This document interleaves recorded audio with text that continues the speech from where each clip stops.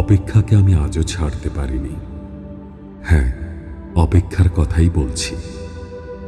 ভালোবাসার রক্তিম ধারালো স্নিগ্ধ ছোঁয়ায় হৃদয় থেকে এক এক করে ছেড়ে গেছে সব লোভ, হিংসা, ক্রোধ, অহংকার, স্বার্থপরতা, সবকিছু। কিন্তু অপেক্ষা আমাকে আজও ছেড়ে যেতে পারেনি।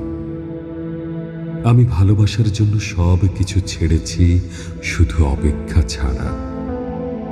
অপেক্ষাকে আমি আজও হৃদয়ের গহীনতম অংশে অবরুদ্ধ করে বেঁচে আছি। অনেকেই বলে অপেক্ষা হচ্ছে শুদ্ধতম ভালোবাসার প্রকাশ। ভালোবাসতে সবাই পারে, কিন্তু সবাই প্রিয়তমার জন্য অপেক্ষা করতে পারে না। আসলে